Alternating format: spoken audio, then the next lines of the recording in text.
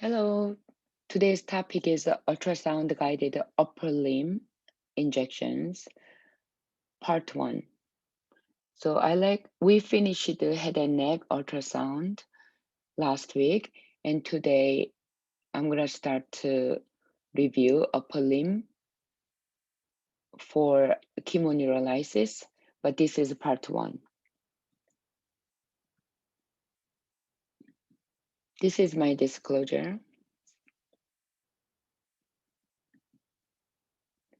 And I like to talk about guided injection again and just showing the video clips. So the reason for guided injections, you guys already know.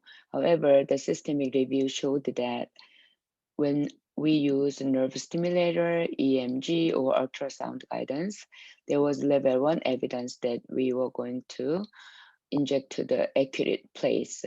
So when you think about the small deep muscles, it is unable to palpate and invisible.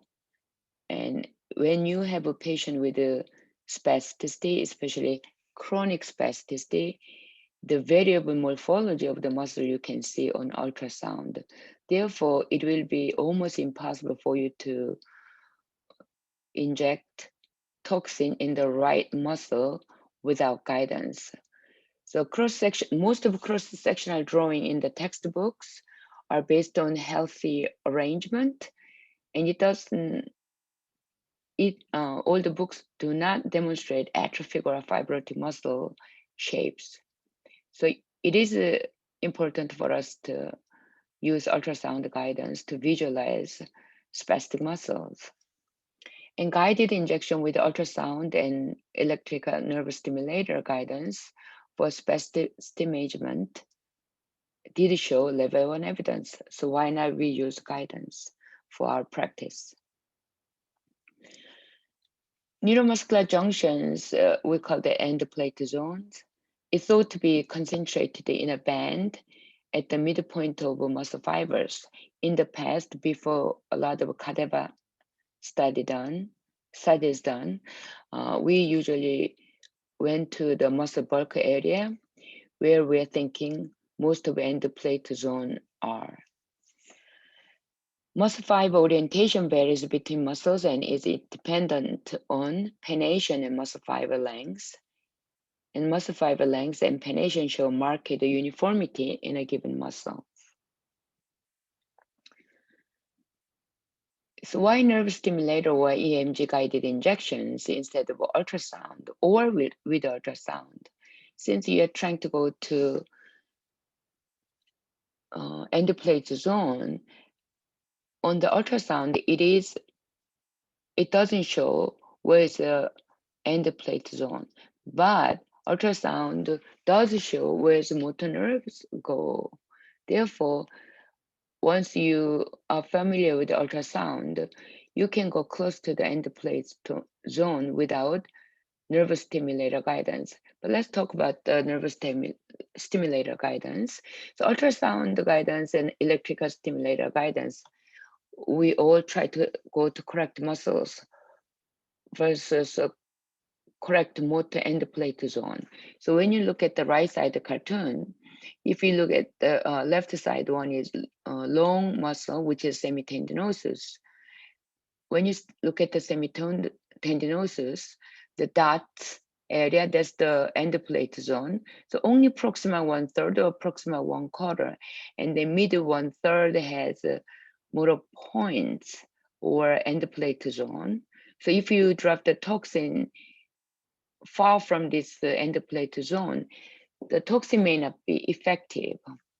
And also, if you look at the right side, the gastrocs, gastrocs is pennated, so the endplate zone follows pennation. So you can drop toxin close to the pennation. So it is important for you to use the nervous stimulator guidance to go close to the endplate zone. According to study, if you drop toxin, same concentration, close to the endplate zone, that become more effective. And botulinum toxin is blocking neuromuscular junction at endplate zone. Therefore, toxin should be injected to the correct muscles and close to the motor endplate zone. So now I'm using ultrasound and nerve stimulator to be more correct and also too close to motor endplate zone to be effective. Is this necessary for you to use nerve stimulator when you use ultrasound? Yes or no. Now we can easily see small motor nerve branches on the ultrasound. Many times you can also skip nerve stimulator to identify motor endplate zone too. Okay, let's go to next slide. So now I'm using electric stimulation guidance, nerve stimulator guidance. I'm doing hamstring injections. When I use injection to the with the nerve stimulator, on the left side video showed knee flexion. So I'm in the close to the motor nerve to hamstring. So you can see only knee flexion without toe movement, ankle movement.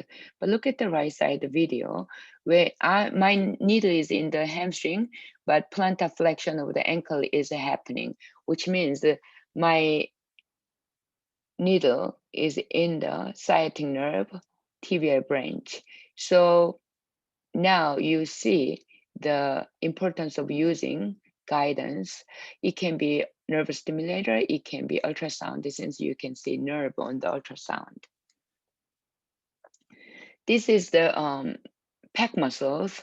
I always think pectoralis muscles are so close to the lung, so I like to use ultrasound. So let's look at the pattern of the muscle. Initially, it's the skin, then longitudinally running. This muscle is the pectoralis major, and then the dots are showing kind of a speculation. This is the pec minor, but look at this white line in the middle, which is the rib, because there's a bone shadow. But another hyperechoic line, two lines, underneath is there's no bone shadow. There is a lung pleura. So actually, you can easily do injection to lung if you don't have ultrasound guidance. You can cause pneumothorax. So it is important for you to use ultrasound guidance when you do the pectoralis muscles. So pattern recognition is very important. So it looks like the same picture with the previous slides, but the top one is the adipose tissues, subcutaneous tissue, very thick. So this patient must have a lot of subcutaneous tissues. Before you get to the pectoralis major, you will hit the subcutaneous tissue underneath of pectoralis minor, which is pectoralis major. So after the minor, you can see lung pleura and bone shadow. So remember, pattern recognition when you use ultrasound is extremely important. And this is the, I'm doing pectoralis muscles without the ultrasound. So I'm in the corner of the shoulder where I don't need to, I'm not gonna touch the lung. However, I'm not so sure I'm in the pectoralis major or minor. So let's take a look. So you can see shoulder adduction, but you are not so sure you are in the pec major or minor. So ultrasound guidance could be better. Now, it depends on the site of a transducer. The pattern of muscles will be different on ultrasound. So since I'm pediatric physiatrist, I cannot follow regular surface anatomy to put the needle. So when I do the injections, I usually draw the line from the shoulder to elbow, elbow to the wrist to guide my transducer. Instead of a 3-finger breath from the shoulder, I usually say I divide the arm into 3. So I'm 1/3 from the shoulder, 1/3 distal from the shoulder, such like just like that. So let's take a look. I would like to briefly review musculocutaneous nerve to come from the shoulder, proximal part, which is axillar area. When you look at the right side of the picture, this is the axillar, where the axillary artery, you see AA is the axillary artery, AV are the axillary vein. And then when you look at the white nerve in the middle, which is the musculocutaneous nerve, and then you can see fascial line along the musculocutaneous nerve. Above the fascial line is the short head of the biceps. Lower the fascial line is the coracobrachialis. But when you look at my screenshot in the bottom on the right side, you can see white nerve in the middle, which is a musculocutaneous nerve. The white bands you can see below the axillary artery, which is the conjoint tendon with the latissimus dorsi and teres major. And then let's take a look at the video clips. And then this white line is my needle. And then this whitest nerve in the middle is the musculocutaneous nerve. I'm trying to do musculocutaneous nerve block. I'm aiming to musculocutaneous nerve. You can see biceps short head and coracobrachialis is contracting when I stimulate the musculocutaneous nerve. So you can see white musculocutaneous nerve in and out since muscle is contracting. So now I'm in the 1/3 from the shoulder in my arm, and then you can see right side of the picture. Right side of the screen is the medial side of the body. Left side of the screen is lateral side of the body. You can see the vein here, dark in the above the muscle, and the widest nerve in the body is the musculocutaneous nerve. You can see the musculocutaneous nerve coming into the biceps muscles. And then I moved my transducer to the 2/3 distal from the shoulder. And then you can see biceps and brachialis. Biceps brachialis divided by fascial line. Underneath of this fascial line, you can see brachial artery and medial nerve here and humerus. Let's take a look at the picture of the muscle on the left upper corner. So brachialis, this is the humerus, right? Above the humerus is the, brachialis. Above that is biceps. Now, no longer you can see brachioradialis. And then medial side, you can see a bundle of neuromuscular structures.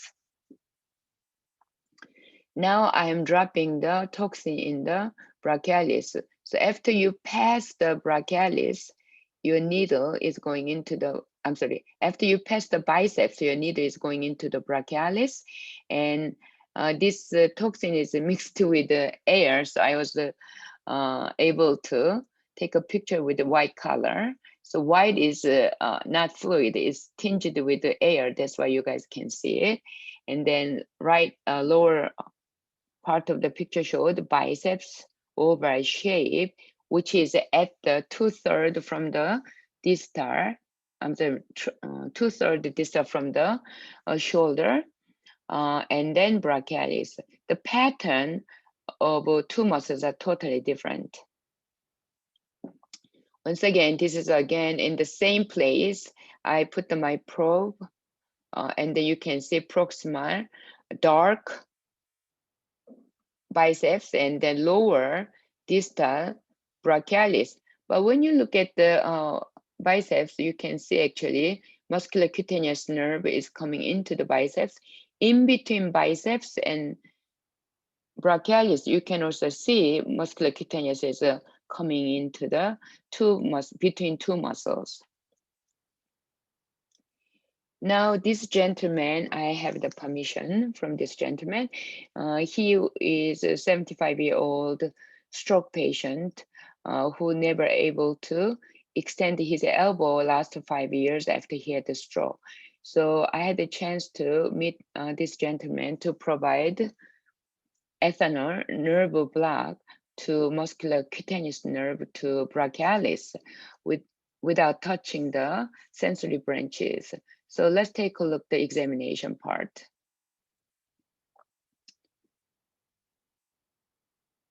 So I'm trying to show modified Escher scale, full flexion and then stretch 1000.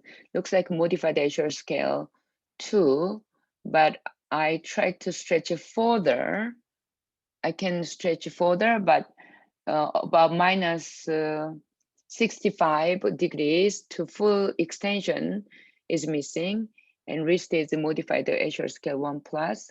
Fingers are 2 to 3, but sustained clones that you can see. So now we decided to do musculocutaneous nerve block to brachialis. So I'm putting the needle about 1/3 between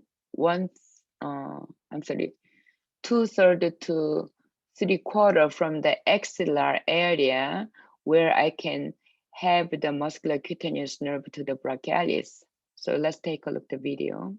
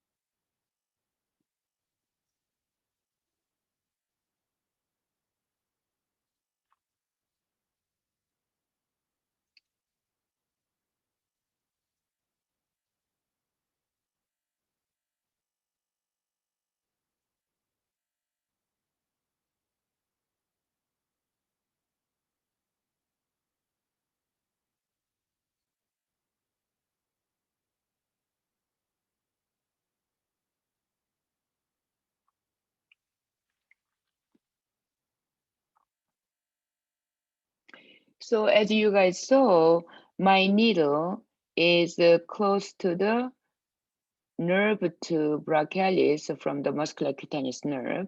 You guys were able to see only elbow flexion and pronation without supination. So I am confident that my needle is close to the musculocutaneous nerve branch to the brachialis. Afterwards, actually, I did another nerve block to musculocutaneous nerve to the biceps later, but this one is only done for brachialis. Let's take a look at the following slides. So after I did ethanol, about 1.5 milliliter over 45% ethanol to the musculocutaneous nerve to the brachialis, I was able to see immediate effect.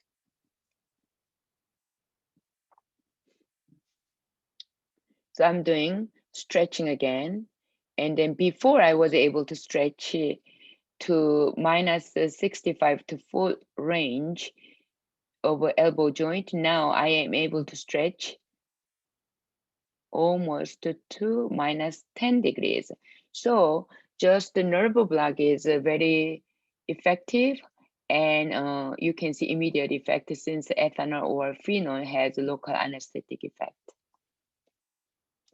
So let's go back to ultrasound.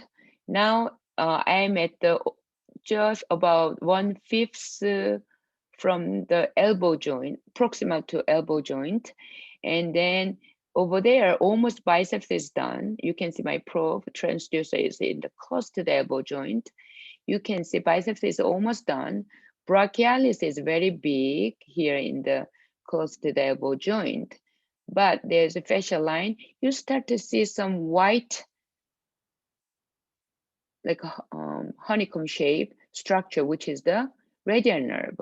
So radial nerve at the just above the elbow is in between brachialis and then brachioradialis.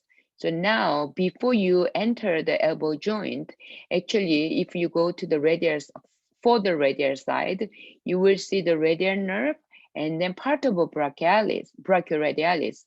So make sure you recognize the pattern of the each structures or each muscle and nerve, not to make mistake. So elbow muscles, this is just, you can see it, and then I'm gonna, most of the dystonia patient has increased tone in the agonist antagonist muscle. So when you do the injection, even though patient has elbow flexion posture, if you only do elbow flexors, only do the injection with the toxin or ethanol to the elbow flexors, later you may have a problem. The patient is now only showing dystonic posture in elbow extensors. So most of the time when I do the injection to the dystonia patient, I do agonist, antagonist with a different dosing to decrease dystonic posture without causing the antagonist muscle postures after the injection. So the brachialis start with the mid-humerus, inserted to the radial tuberosity and forearm fascia, and biceps has two origin. Short head and long head. The short head, as you saw, is very proximal, but coracoid process of the scapula is the origin, and long head is the supraglenoid tubercle is the long head origin. And they insert to the radial tuberosity and bicipital aponeurosis. And then brachioradialis, you just saw it, origin is the lateral supracondylar of the humerus. So it's just above the elbow joint, brachioradialis start, and insertion is the distal radius and styloid process. So this is the home base when I go to the forearm flexor muscles. This is my home base. You can see brachioradialis on the left side of the screen. So brachioradialis, therefore, this elbow joint, which is a humerus, this is a capitulum up to here, and then trochlear start, which is the ulnar side. So radial side, brachioradialis, as I said, pattern recognition is very important.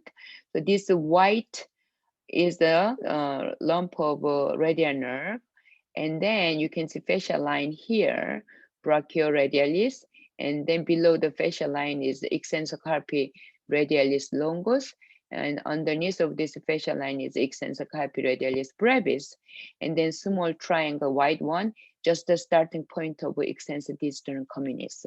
So when you have a small person, and then the forearm is a smaller, so you can actually see a lot of different structure in one screen.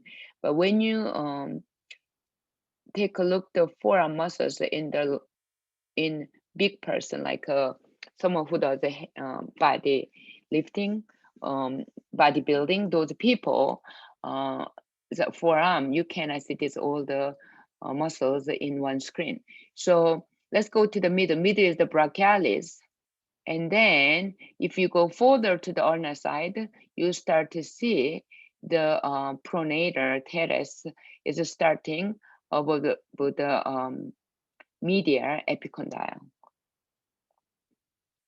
So this is a capitulum, and then you can imagine this is flipped over from this opposite side of this ultrasound findings, because trochlear, oops, I'm sorry, it's the same side. This is the medial epicondyle. This is the lateral epicondyle. And then you can see trochlear to the medial side, which is the ulnar side, capitulum to the radial side. And then anterior forearm muscles, let's talk about anterior forearm muscles. You can see pronated teres, and all forearm flexor muscles start, pronated teres and forearm flexor muscles start above the elbow. So that's why these forearm flexor muscles are elbow flexor too. And then this is the brachioradialis, start from the above the elbow, as you learned, the medial epicondyle. So the trochlear and medial epicondyle, this is still at the elbow joint. A little slightly, I moved my transducer above the elbow. You can see pronated teres start, and here underneath this one is the finger flexors, wrist flexors. All the flexor muscle, anterior flexor muscles start from here above the elbow joint together.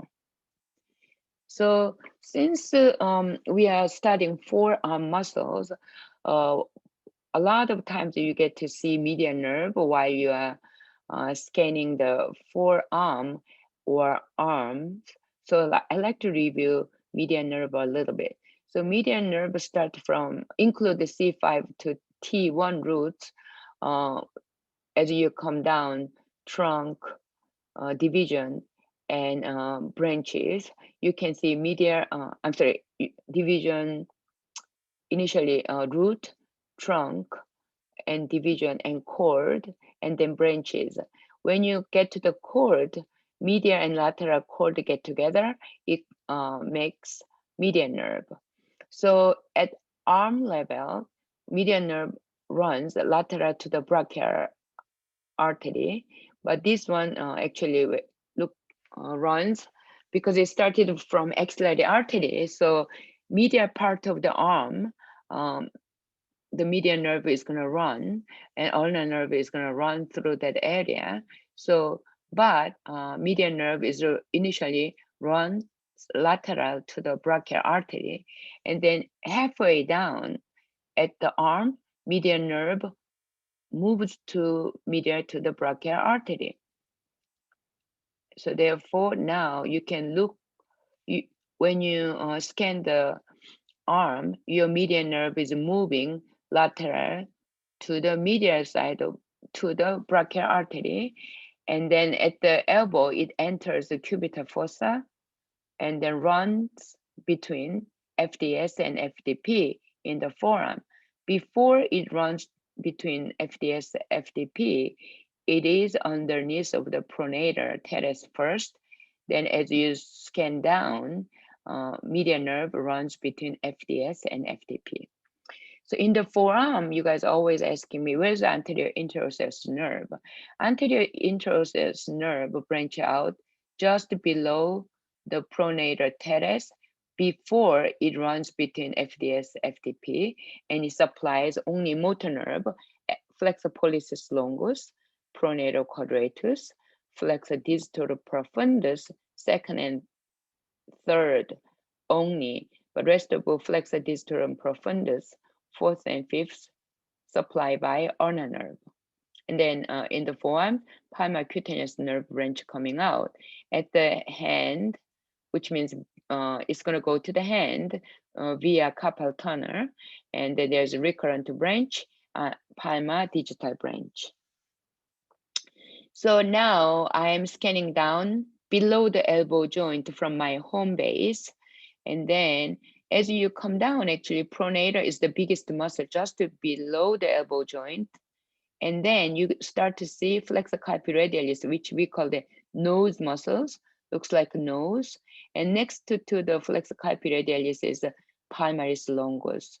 And then actually, when you pass the cubital fossa, you start to see median nerve is moving from pronator, just like this. Look at my arrow. Median nerve follow the cubital fossa. Bingo, this is the median nerve underneath of the pronator teres. Now you have to pay attention from this point. You can actually find the anterior interosseous nerve from this point. So this is the median nerve. And this is the cartoon I borrowed from the anatomy also bullets. So you can see median nerve is coming medial side, and then you pass the cubital fossa, and then underneath of the pronator, which is above the FDS, underneath the pronator, the anterior interosseous nerve branch out. It supplies the flexor distal profundus, second and third muscle. It goes to the flexor pollicis longus, and then further down, pronator quadratus. So now we're going to look for the anterior interosseous nerve. So now, as I said, I'm scanning down distally. So pronator teres gets smaller and moves on, kind of looks like underneath to the flexor carpi radialis. Still, radial to the FCR is the pronated teres.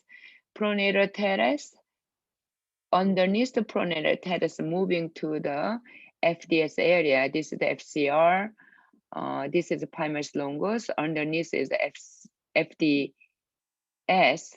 So now between pronated teres FDS, the honeycomb shape is the median nerve. And then you can see something strings is going down. This is actually anterior interosseous nerve. Tomorrow, Monday, I'm gonna do live streaming of a forearm. Hopefully we can show you guys anterior interosseous nerve.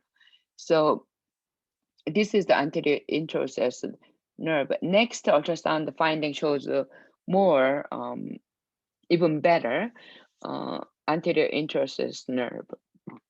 The anterior interosseous nerve medially distal to the pronated teres, as we say, pronated teres, and then extends to distally along the volar surface of the interosseous membrane. So it's this anterior nerve is anterior interosseous nerve is moving to the anterior interosseous membrane. So this is a median nerve, and then underneath of the pronator and FCR, and then it is branching out and then heading to the anterior interosseous membrane. That's the anterior interosseous nerve. This is the median nerve. Now let's go to pronator teres, review a little more.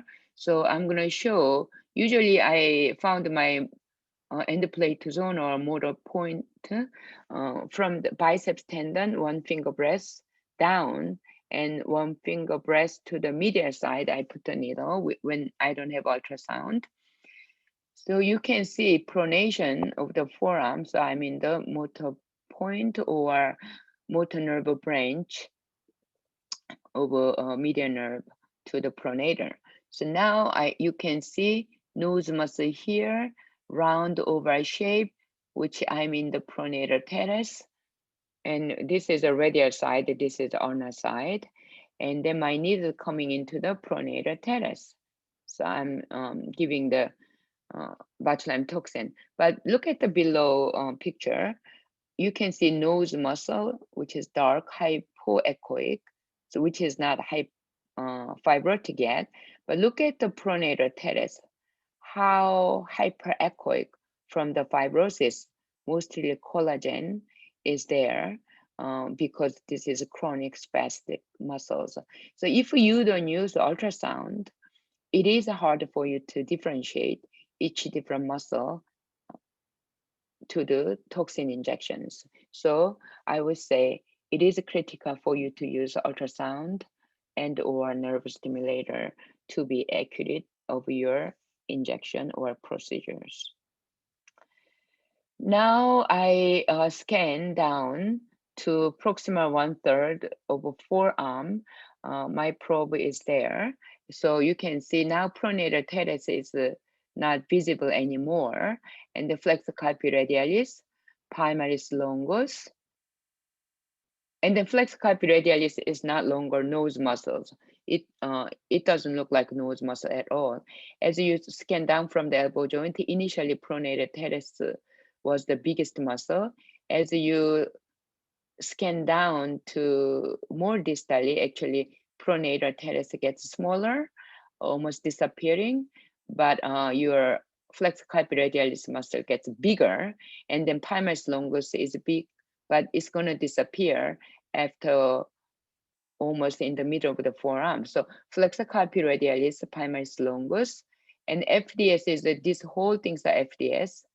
The skin part between the palmaris longus and FCU, flexor carpi ulnaris, this part close to the skin is the fourth finger of the FDS.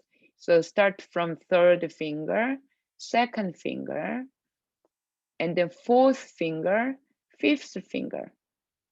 Actually, the best portion for you to do each finger muscle within the fascia is the middle forearm. is the best place. We're going to explain that one. Now you see here median nerve and ulnar nerve. Underneath is the flexor distal profundus, and then radial side above the radius is the flexor pollicis longus. Let's take a look at the cartoon. So this is the radius, this is ulna, and you can see the flexor carpi radialis, I'm sorry, the brachioradialis and the flexor carpi radialis, because already pronated teres is gone. This means that this is almost in the mid forearm, and then after the flexor carpi radialis, still palmaris longus a little left, so it's just before the mid forearm, and then underneath is a flexor digitorum superficialis, and then flexor carpi ulnaris. In between, flexor pollicis longus above the radius, above the ulnar, it wrap around the ulna, flexor digitorum profundus. Flexor digitorum profundus is a very big muscle than what you think. And then you can see median nerve and ulnar nerve in one place. Just like this left side, exactly, I think it's almost the same level of a forearm we are scanning. So I just want to emphasize the sunglasses sign, which I made a name. This is the adipose tissues, subcutaneous tissues. And then when you come down, there is a round, almost mirror image, right? Looks like a sunglass to me. So usually palmaris longus and FCU, you can see central tendon in the middle. And then here, central tendon in the middle. And then this looks like a nose. Nose is the fourth flexor digitorum superficialis, fourth finger here.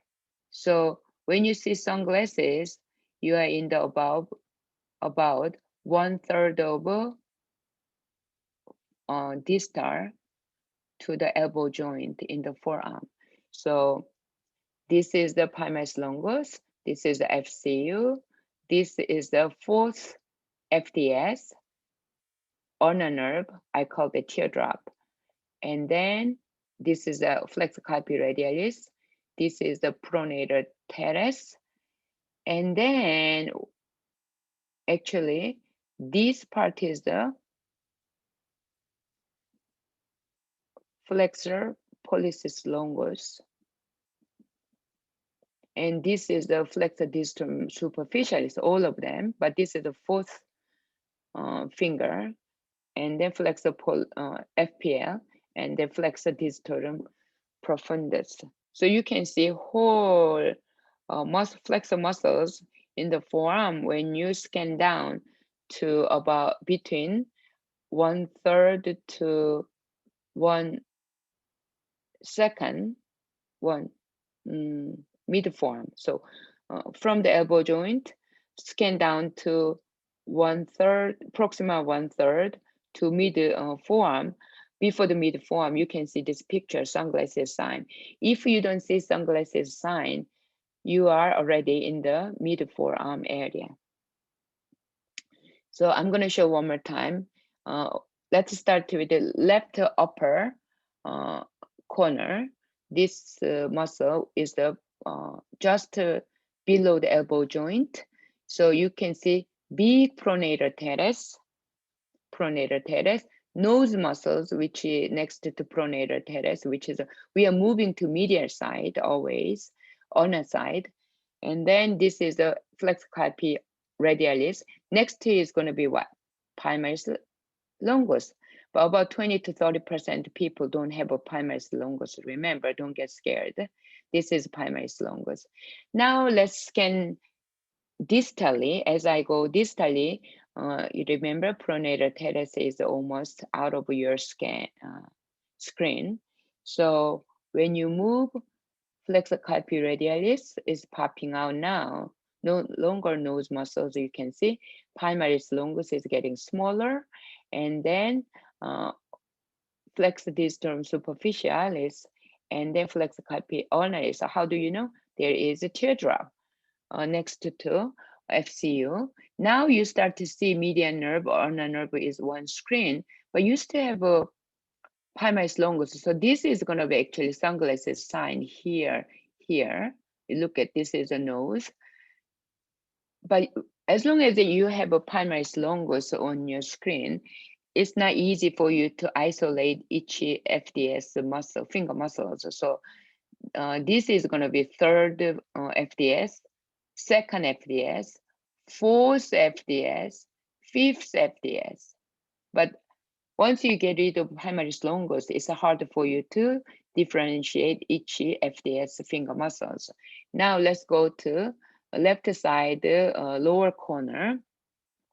So this is the FCR because I am in the middle forearm. You can see there's no palmaris longus anymore, but median nerve, ulnar nerve is here. Now you draw the line between median nerve, ulnar nerve, and continue the line, facial line. Above these two nerve is going to be whole FDS. Here a little bit, if you go to the ulnar side, actually FCU is sitting here. This is FDS, this is FCU. So FDS now very clear without the palmaris longus. FCR, palmaris longus is gone, and the FDS. Third finger, second finger, fourth finger, fifth finger. FDS, second and third, flip over. But FDP is in order. All deeper muscles are in order. So this is a flexor pollicis longus, which is a thumb muscle. After then, flexor digitalum profundus, it wraps around the ulna. So I extended this picture. So FDS is second, third, fourth, fifth. So 1, 2, 3, 4, 5. So this is the perfect place for you to do isolate each finger muscle injections. I was teasing you guys, right? When you become very famous injectors, the famous people will come to you to fix their problem. So a lot of musician has a finger dystonia. And if you know this one very well, let's say your patient had a third finger dystonia in the FDS. Now you know where to go. You scan your transducer to mid forearm, and then you look for the FCR, FDS, FCU, and then you're gonna look on the first part of the FDS is the third finger. So you're gonna do injection here, right? So you have to, once you know this cartoon, I think you're gonna be very good injector in the future. So this is the mid forearm, okay? And then I'm scan down, further down to almost to the wrist area. Now you can see pronated quadratus. After you pass the pronated quadratus, you can see carpal tunnel, and then you are in the hand. Okay, let's go to next slide. Now I'm doing FCU injection with the nerve stimulator about 3 finger breaths down. I put along the wrist to the medial epicondyle, I put the needle. You can see wrist flexion and ulnar deviation. I was in the FCU area. Okay, now we finished the anterior forearm and the anterior arm anatomy. Now I'm moving to posterior arm muscles, which is only triceps. So I don't need to do too much. So triceps, I usually do injection in the middle of the arm because there is a spiral groove, and then you can easily find out the radial nerve. So medial triceps, long triceps, and lateral triceps, you can see it. And then I'm doing injection without the ultrasound even. You can easily see motor branch to the triceps. Let's talk about the posterior forearm muscles, which usually we don't have a chance to teach when you guys come to the workshop. But let's study forearm posterior part muscles. As I said, pattern recognition is very important. Your home base is elbow joint.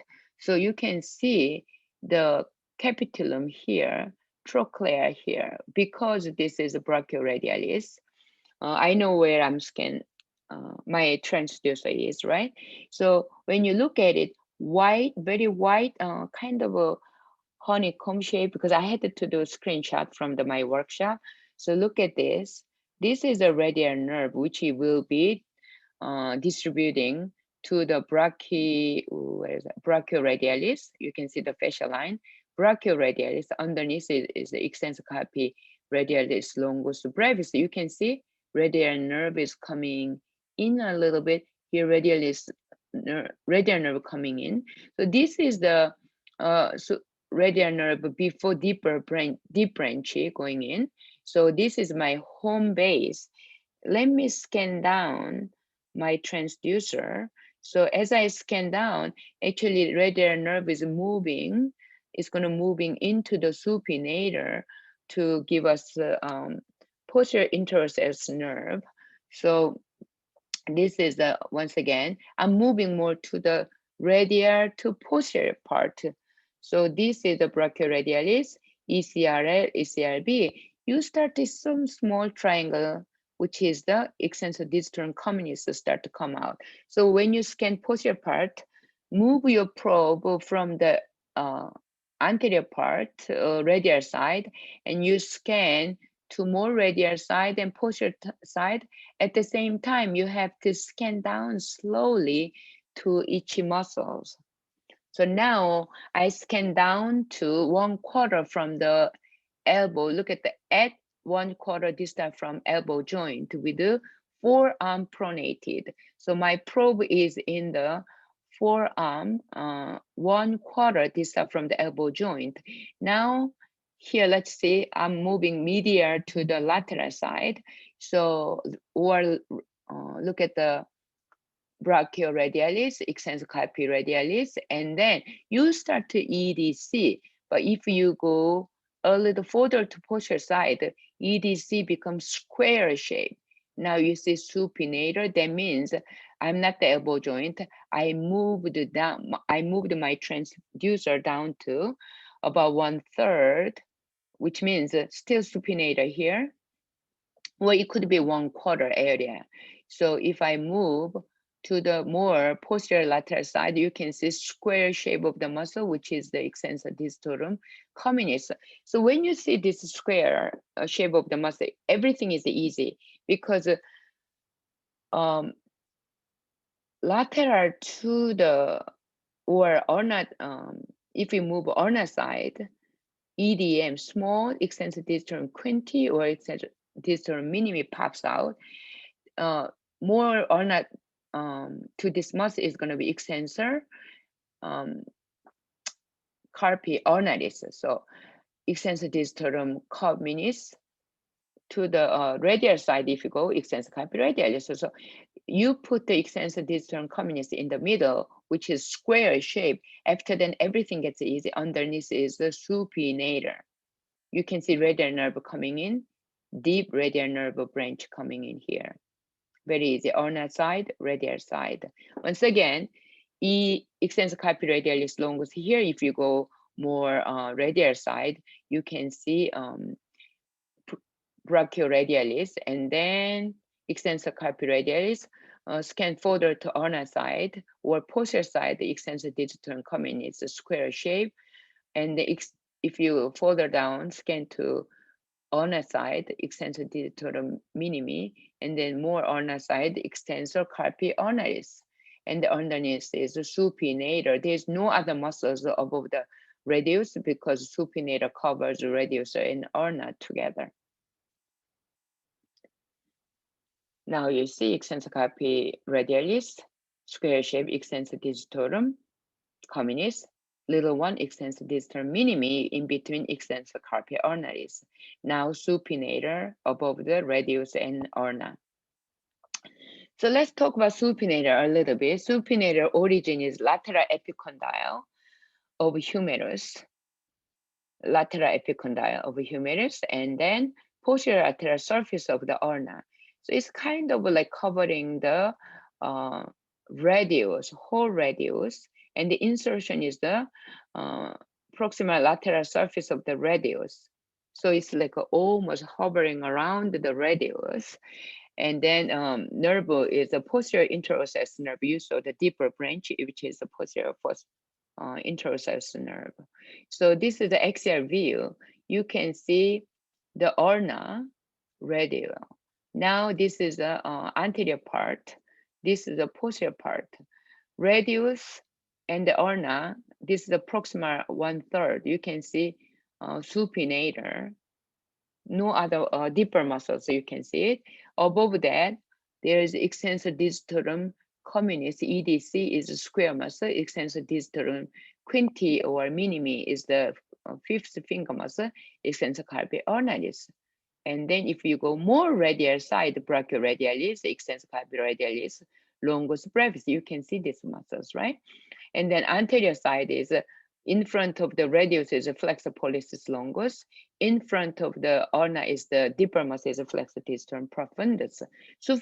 Superficial muscles are pronated teres from the radial side, and then flexor carpi radialis, and FTS is coming in, and between the FCR, FCU is going to be FDS.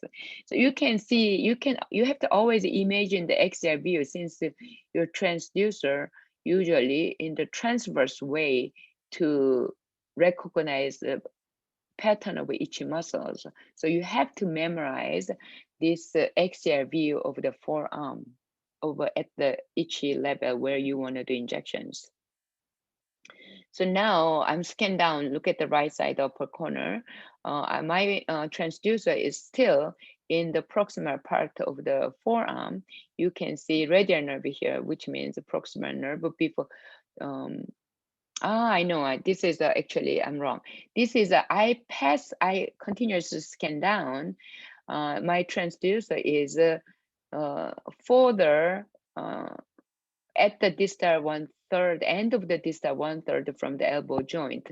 So elbow joint, as you study the supinator usually winding down at the 1/3 proximal forearm area. So when I scan down, actually no more supinator you can see, but radial nerve is still coming in. So if you scan down but more moving towards to the ulnar side, you can find out different deeper muscles. What you can imagine after you pass the supinator, which is deeper at the proximal forearm, but further down, deeper muscles are abductor pollicis longus, extensor pollicis longus, extensor pollicis brevis. So before you didn't see these deeper three muscles, only you saw the supinator.